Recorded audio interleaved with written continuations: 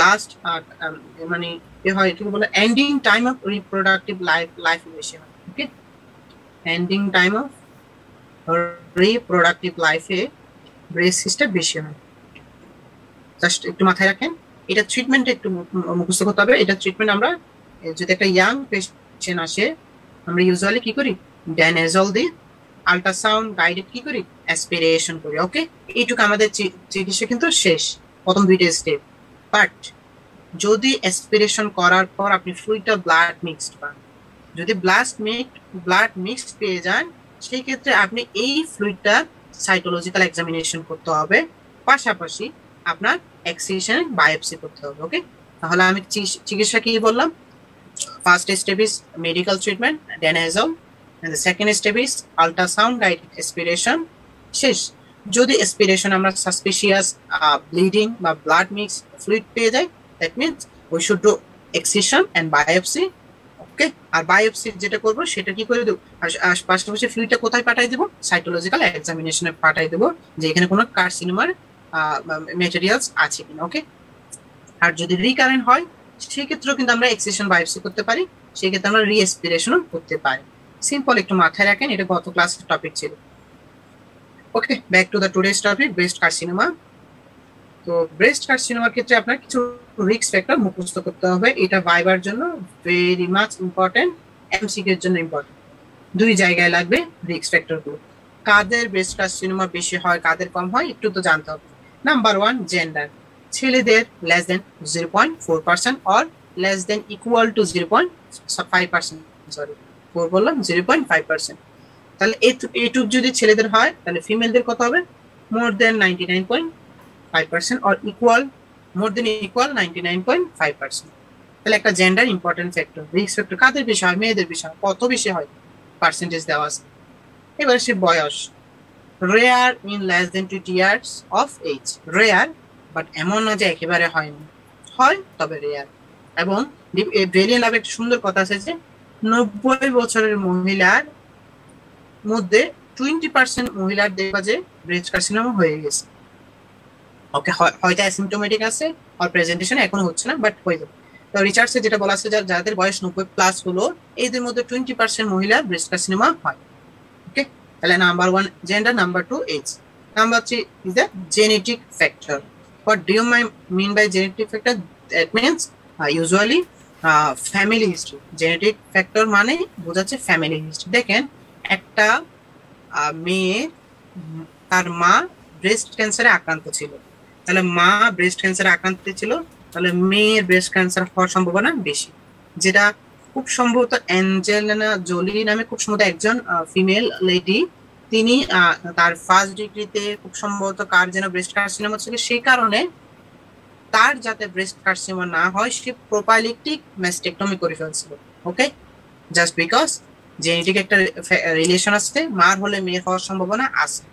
এই রিলেশনটা যেহেতু আছে, তারা যেহেতু বাইরের দেশে বেশি কনসার্ন, তারা কি করে ফেললো, প্রোপাইলিকটিক ম্যাস্টেক্টমি করে ফেললো। ওকে, তাহলে জেনেটিক ফ্যাক্টর মধ্যে কি মাথায় রাখবেন, যে পজিটিভ ফ্যামিলি হিস্ট্রি যাদের আছে, এক ডিগ্রি হোক 2 ডিগ্রি হোক, তাদের আপনার ব্রেস্ট ক্যান্সার হওয়ার সম্ভাবনা বেশি। যেমন মা, নানি, খালা, বোন, 4টা ফিমেল লেডির নাম লিখলাম। রোগীর 4 জনের সাথে কি সম্পর্ক, 4 জনের হিস্ট্রি নেবেন আপনি। হ্যাঁ, তার মার হয়েছে কিনা, তার কালার হয়েছে কিনা, তার নানির ছিল কিনা, তার বোনের, বড় বোনের রেজাল্টে ছোট বোন তার থাকবে না, ছোট বোনের তো হওয়ার সম্ভাবনা নেই। তাহলে এই 4টা কথা মাথায় রাখবেন। আর জেনেটিক ফ্যাক্টর কেন, বিকজ আপনার ইউজুয়ালি মার ধরেন ব্রেস্ট ক্যান্সার ছিল, দ্যাট মিন্স মার আপনার কি হচ্ছে, ব্রেস্ট ক্যান্সারের জন্য ইউজুয়ালি কি হয়, জেনেটিক মিউটেশন হয়। হয়তো এই মিউটেশনটা আপনার আস্তে আস্তে তার মেয়ের মধ্যে চলে আসতে পারে। এই হচ্ছে জেনেটিক।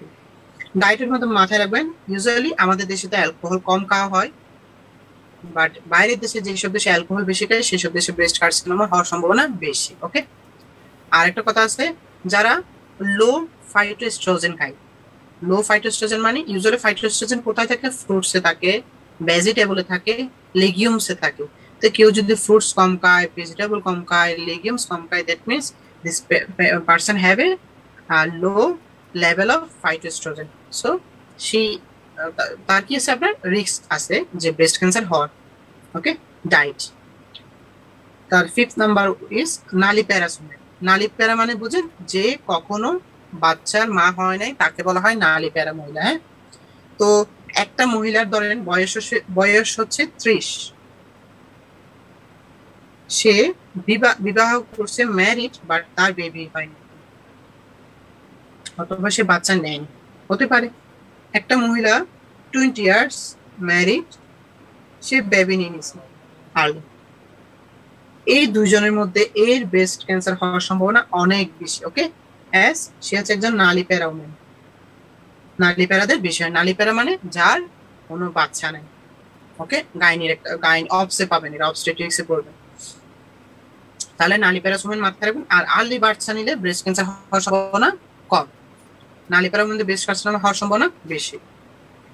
যে সকল মহিলার রিপ্রোডাক্টিভ লাইফটা অনেক বড়, রিপ্রোডাক্টিভ লাইফ শুরু হয় কি দিয়ে? মেনার্কি দিয়ে, মেনস্ট্রুয়েশন আর কি, শেষ হয় কি দিয়ে? মেনোপজ। তো যে সকল লেডির বা যে সকল মহিলার এই টাইমটা অনেক বেশি প্রলং, এটা প্রলং হওয়ার জন্য দুইটা কন্ডিশন, আইদার তার মেনার্কি অনেক আর্লি আসছে, অথবা তার মেনোপজ অনেক লেটে আসছে, অথবা দুইটা একসাথে হতে পারে। তাহলে আমি কি বললাম? prolonged reproductive life is the risk factor for breast carcinoma. prolonged reproductive life পাওয়ার জন্য কি হতে হয়? either early menarche or late menopause or দুইটা একসাথে থাকতে পারে। ওকে, সবগুলো পয়েন্ট কিন্তু মাথায় রাখবেন, ভাইভাতে যাতে জিজ্ঞেস করলে একদম টানা বলতে পারেন। ওকে, তাহলে আর্লি মেনোপজ, সরি আমি কি ভুল বলছি, একটু মনে হয় ভুল বলেছি, না না ঠিকই বলছি। দেখেন, আর্লি মেনোপজ হলে কার্সিনোমার চান্স কম, আমি ঠিকই বলছি। আমি কি বললাম? যাদের মেনোপজ লেটে হয় তাদের চান্স বেশি। ওকে, দুইটা কথা একই, একটা কোনটাতে কম বোঝায় কোনটাতে বেশি বোঝায়, দুইটাই বোঝাচ্ছে।